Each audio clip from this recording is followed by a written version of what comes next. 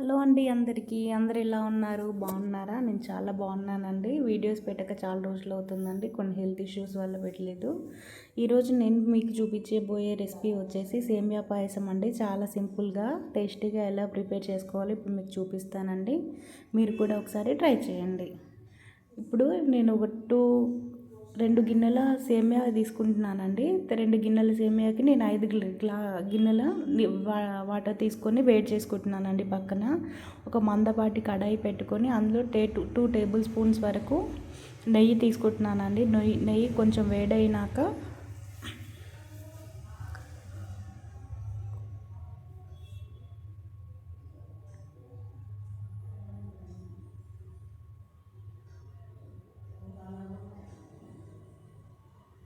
ఇక్కడ నేను బాదం పప్పు తీసుకుంటున్నానండి. కొన్ని ఎక్కువగానే తీసుకుంటున్నాను. ఇవి డ్రై ఫ్రూట్స్కి వచ్చి ఇంత అంత అని కొలత ఏం లేదండి. మనకు నచ్చినన్ని వేసుకోవచ్చు. ఇక్కడ నేను 2-3 టేబుల్ స్పూన్స్ తీసుకున్నానండి. అలాగే 2 టేబుల్ స్పూన్ల జీడిపప్పు తీసుకొని బాగా ఫ్రై చేసుకుంటున్నానండి. నెతిలో కొంచెం మంటని లో ఫ్లేమ్లో పెట్టుకొని ఫ్రై చేసుకోవాలండి. అప్పటికే లోపల దాకా వేగి మంచి టేస్ట్ వస్తాయి మనకి. సో మీడియం ఫ్లేమ్లోనే బాగా తిప్పుతూ కలుపుకోవాలండి. కొంచెం ఎరగా అయినాక పక్కన పెట్టుకోవాలి తీసేసుకొని. అలాగే 2 టేబుల్ స్పూన్ల కిస్మిస్ వేసుకొని కొంచెం ఫ్రై చేసుకుంటున్నానండి. ఎక్కువ వేపుకోవద్దు, తొందరగా మాడిపోతాయి. ఈ కలర్ వచ్చినాక తీసి పక్కన పెట్టుకోవాలి. ఇక్కడ నేను ఎండు కొబ్బరి 2 టేబుల్ స్పూన్స్ వరకు తీసుకున్నాను అండి. ఎండు కొబ్బరి ఆప్షనల్, కానీ వేస్తే చాలా బాగుంటుందండి.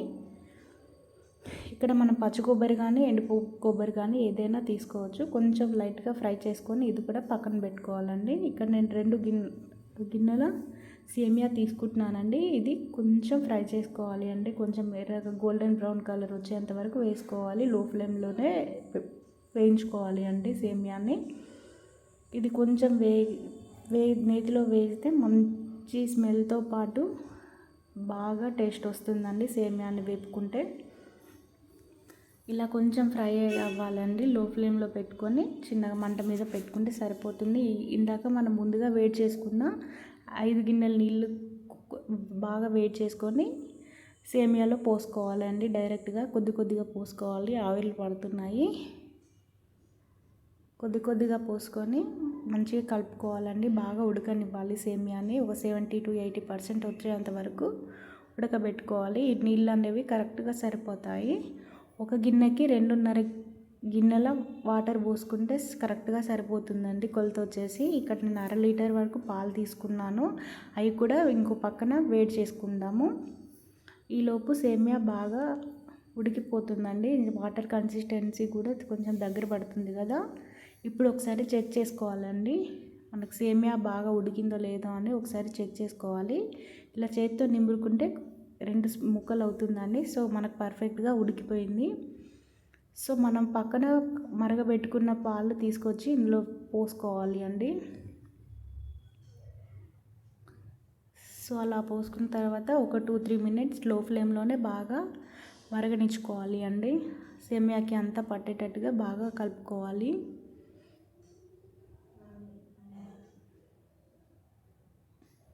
ఇక్కడ మనకి ఒక కప్పుకి 2 కప్పులకి 1 కప్పు షుగర్ వేసుకుంటున్నానండి. 1 కప్పుకి 1/2 కప్పు షుగర్ అనేది కరెక్ట్గా సరిపోతుంది మనకి.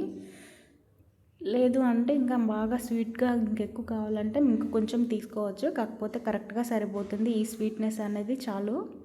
1 కప్కి 1/2 కప్పు షుగర్ వేస్తే సరిపోతుందండి. 1 కప్పు సేమియాకి 1/2 కప్పు షుగర్ అనేది సరిపోతుంది మనకి. ఇక్కడ మనం లో ఫ్లేమ్లోనే కొంచెం కలుపుతూ వేయించుకోవాలండి. ఇందాకే కదా మనం షుగర్ వేసింది.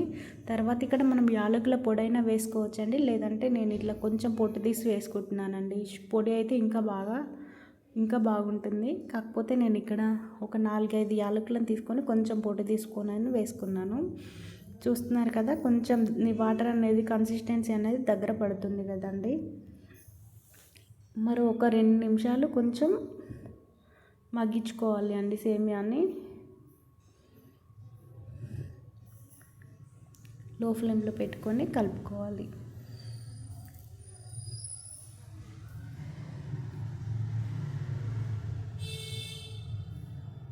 సో మనం ముందుగా వేయించి పెట్టుకున్న డ్రై ఫ్రూట్స్ అన్నీ వేసుకుంటున్నానండి. ఇక్కడ వేసుకొని అది బాగా మిక్స్ చేసుకోవాలి. ఇవన్నీ బాగా కలుపుకోవాలండి. ఒకసారి చూస్తున్నారు కదా, ఈ కన్సిస్టెన్సీ అనేది మనకు సరిపోతుందండి. ఈ ఈ సమయంలో మనం వేసుకున్న తర్వాత స్టవ్ ఆపేయాలి అండి. ఆపేసినాక ఒక 10 మినిట్స్ తర్వాత కొంచెం దగ్గరికి పడుతుందండి.